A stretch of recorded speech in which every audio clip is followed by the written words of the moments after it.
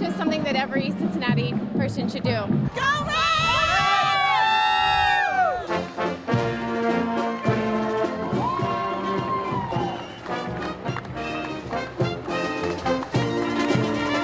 I like the bands. What do you like about the parade? You like the horses? Bands. You like the bands too? Yeah. Here we go, Reds! Here we go! The bikes, the cops. Opening day, guys! One of the coolest things I've ever done. So many people out here, it's just awesome. The excitement, I'd love to see the Reds win later on.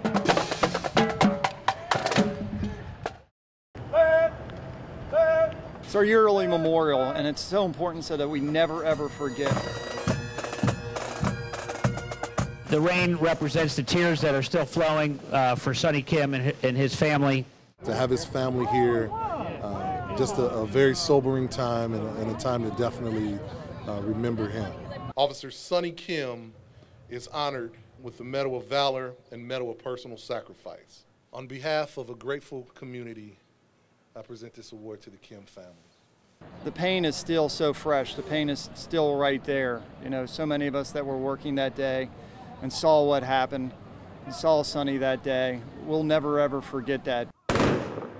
We are still emotionally moved as a city, as a community.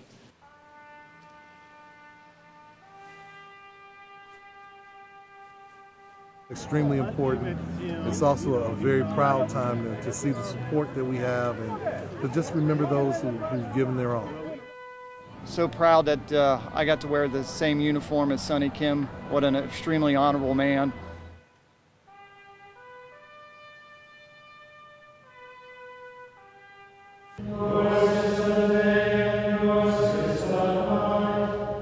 Hymns drift through the halls of Mount St. Mary's Seminary of the West during daily chapel service.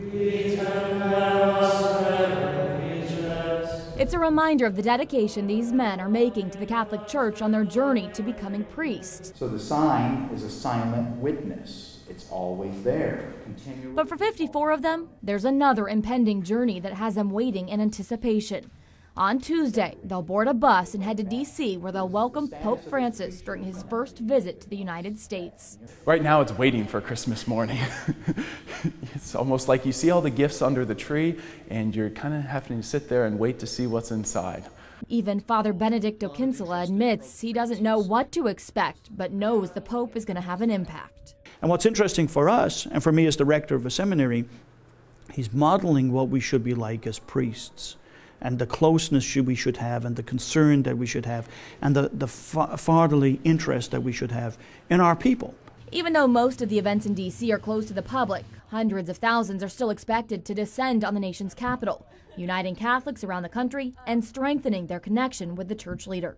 Pope Francis, for me, really has been one of those instrumental men in my life, and that's a big thing for me.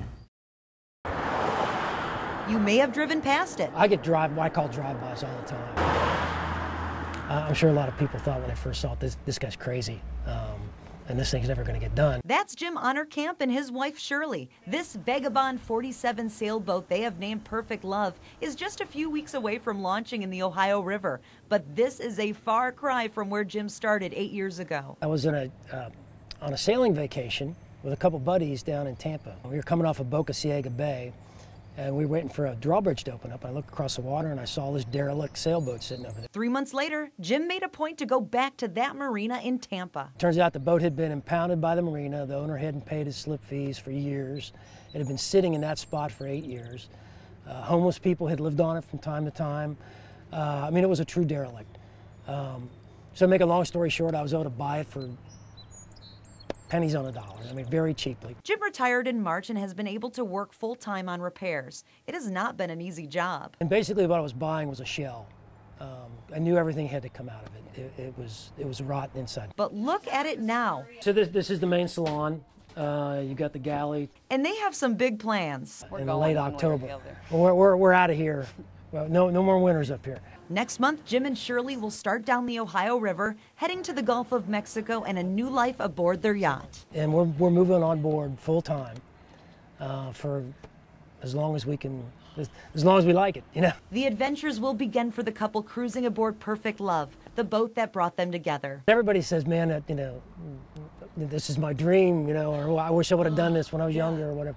I mean, a lot of people, I guess, express that wanderlust or whatever, and we're just fortunate enough that we're going to do it.